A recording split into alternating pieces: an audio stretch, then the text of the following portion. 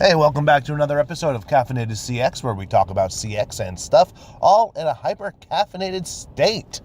I'm David, the Caffeinated CXO, and before we begin, we're going to ask you to rate, review, and share this show, because together we can make this show grow, so we can make the Caffeinated Army.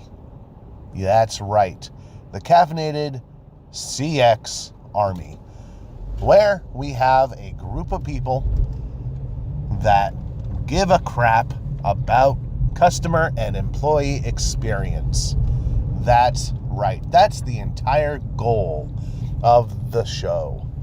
So today is the last episode of 2022. It is December 28th. Wow. Where did the year go? Oh my gosh. I have a theory about why time seems to be going so much faster nowadays. And you ever see a sink that was filled with water and then you pull the plug and at first it seems like there's no movement?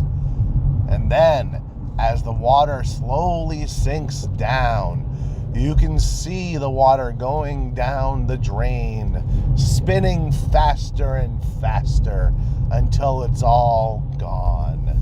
Well, same concept with time. That's right. The faster things go, the closer it is to the end. Now, that seemed a little depressing, but maybe it was. I don't know. In less depressing news, go ahead and go to Amazon and buy my book, The Blue Collar Call Center. It's $5 for the paperback, $3 for the Kindle version. You get a discount if you're a digital person who reads digitally. That's right. That is right.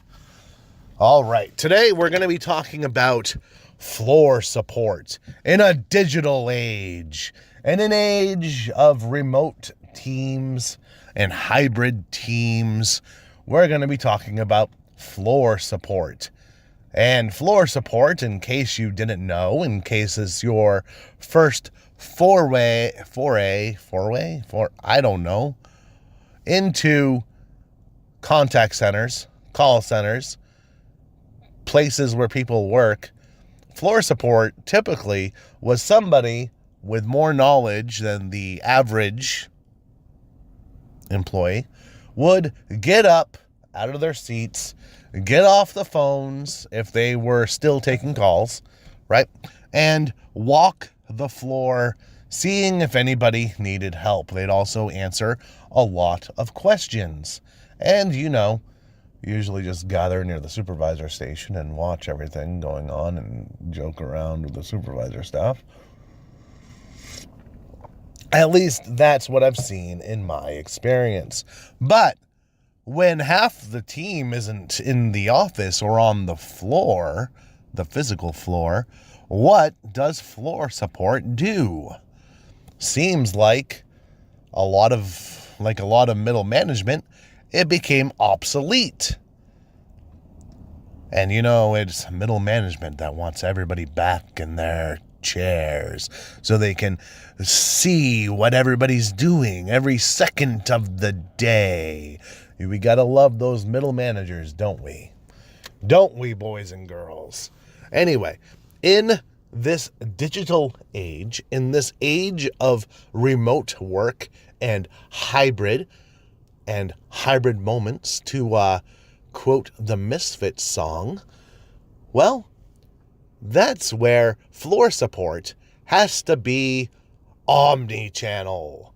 They have to, if there's physical people in the office, they have to be like traditional floor support, as well as interacting and answering questions from the people that are working from home or wherever they happen to be working from.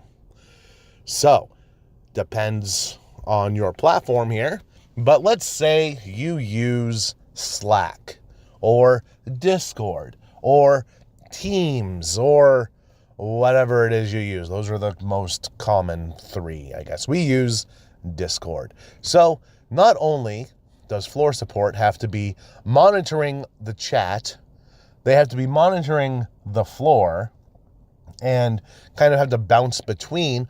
Or if you're lucky enough that maybe your floor support has a tablet with your chat communication platform app on there, they can do both at the same time. And here's the thing, floor support has to be even more active than they were before. They have to be present. They have to be there. As soon as a question comes in, it gets answered, right? Just like floor support has always supposed to have been, right? Someone has a question, floor support runs over, answers it, right? Same concept here. Question comes in, and it's answered immediately. Because why? Why? There's no other way. Now, taking it from just agent floor support, where you take that tenured agent, the one with more knowledge, and it doesn't have to be someone that's been there the longest. It could be someone who's mastered everything, and there's no seniority there.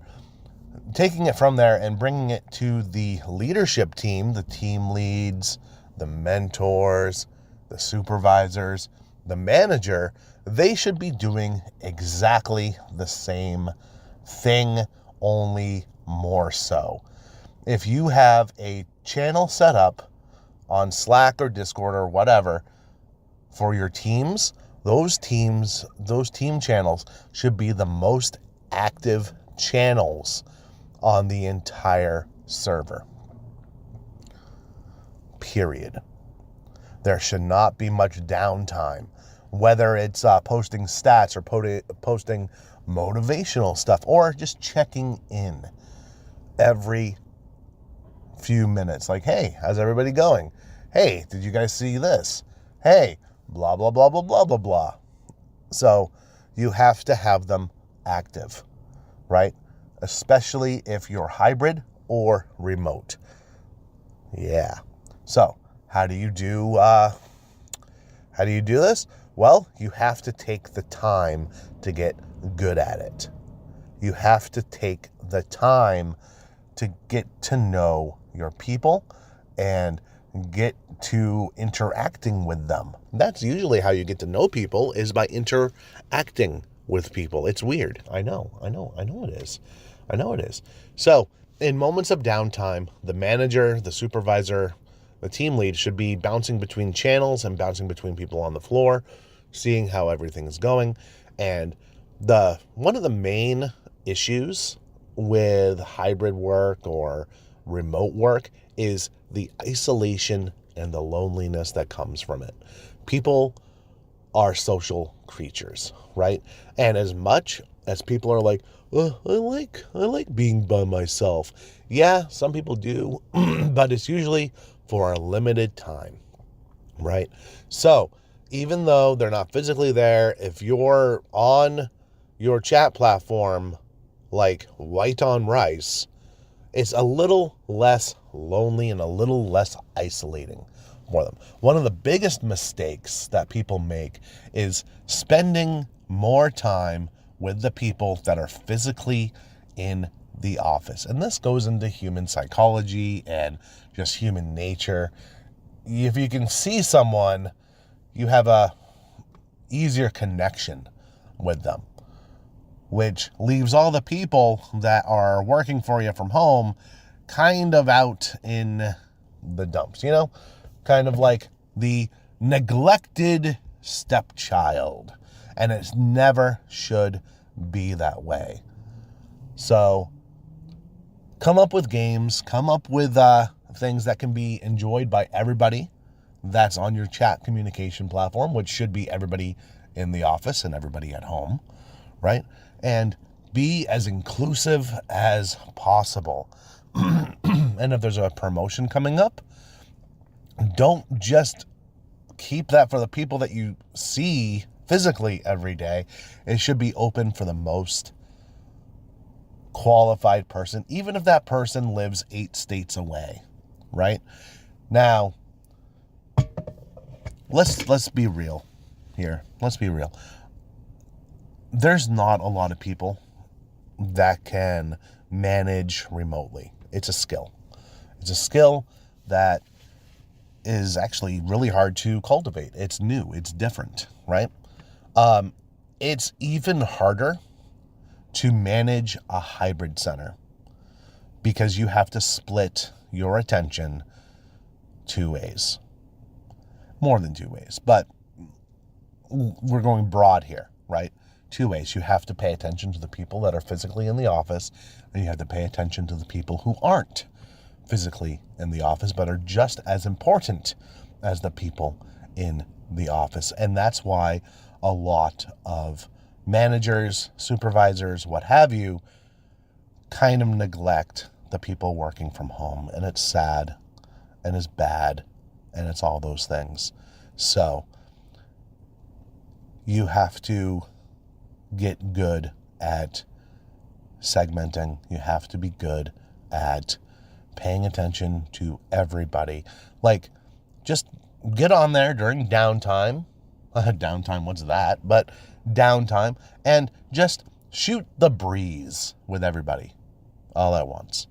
Just, tell a few jokes, ask a few trivia questions, have a game or so, or two, and everything, you'll get the swing of it. Like, I was lucky that I was a guild leader in, like, World of Warcraft back in the day, so this digital chat and digital, giving directions and leading and all that stuff, I've done it before.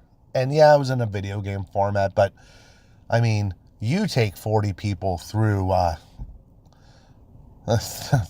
through a hours long raid, and you tell me how that's different than an office. So yeah, I don't know.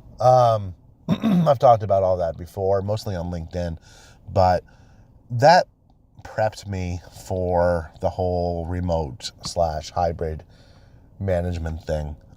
So when we went hybrid, it was like, oh, yeah, okay, this isn't hard.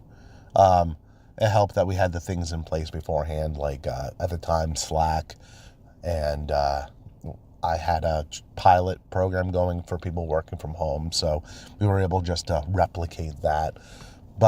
And that was just luck. We started that like a couple months before everything shut down here. But my point is here, floor support needs to be inclusive, and you need to get the right people that can answer questions both verbally and digitally. And not everyone can do that.